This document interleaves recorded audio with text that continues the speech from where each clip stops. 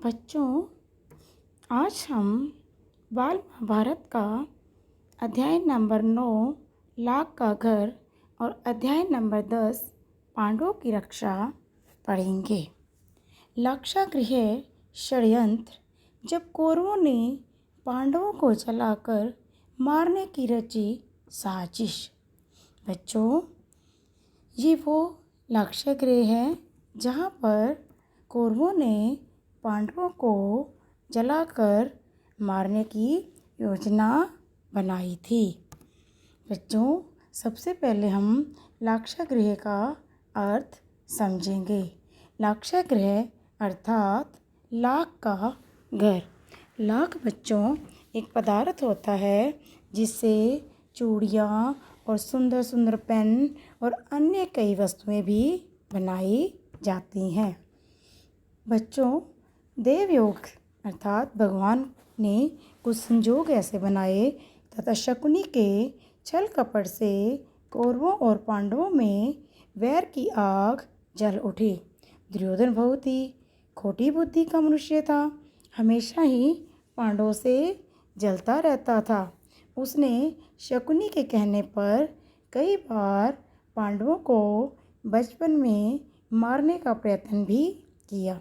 युवावस्था में आकर जब गुणों में उससे अधिक श्रेष्ठ युधिष्ठिर को युवराज बना दिया गया तो शकुनी ने लाख के बने हुए घर में पांडवों को रखकर आग लगाकर उन्हें जलाने का प्रयत्न किया।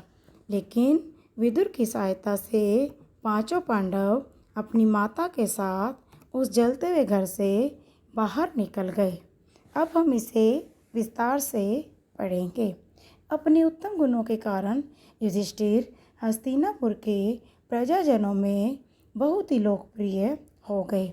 उनके गुणों तथा लोकप्रियता को देखते हुए भीष्म पितामह जी ने धृतराष्ट्र से युधिष्ठिर के राज्याभिषेक कर देने के लिए कहा।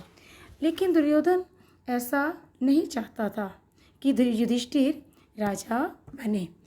इसलिए दुर्योधन ने अपने पिता धृतराष्ट्र से कहा, पिताजी, यदि एक बार युधिष्ठिर को राज सिंहासन प्राप्त हो गया तो ये राज्य सदा के लिए पांडवों के हाथ चला जाएगा और हमारा उस पर कोई अधिकार नहीं रहेगा। हम कौरव तो पांडवों के सेवक बनकर रह जाएंगे।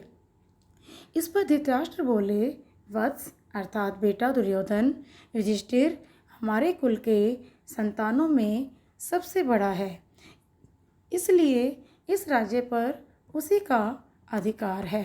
फिर भीष्म तथा प्रजाजन भी उसी को राजा बनाना चाहते हैं। हम इस विषय में कुछ नहीं कर सकते। धृतराष्ट्र के वचनों को सुनकर दुर्योधन ने कहा, पिताजी, मैंने इसका भी प्रबंध कर लिया है।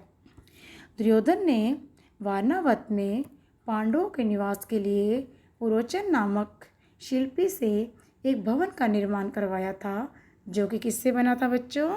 हाँ जी, लाख एक पदार्थ होता है, चर्बी, सूखी घास, मोम, मूंज क्या होता है? रस्सी। जैसे अत्यंत ज्वलनशील क्या होता है? जो बहुत जल्दी आग पकड़ लेते हैं, पदार्थों से बना था। दुर्योधन ने पांडवों को उस भवन में जला डालने का षड्यंत्र अर्थात साजिश रची। धृतराष्ट्र के कहने पर युधिष्ठिर अपनी माता और भाइयों के साथ वारणावत में महादेव का मेला देखने के लिए निकल पड़े। दुर्योधन के षड्यंत्र के विषय में विदुर को पता चल गया, इसलिए वे वारणावत जाते हुए पांडवों से रास्ते में मिले और उनसे दुर्योधन की साजिश के बारे में बताया। बच्चों, आज के समय में यही वो जगह है वारणावत, जो क्या है? उत्तर प्रदेश के मेरठ शहर में एक नगर है जिसे वारणावत नाम से जाना जाता है। धन्यवाद।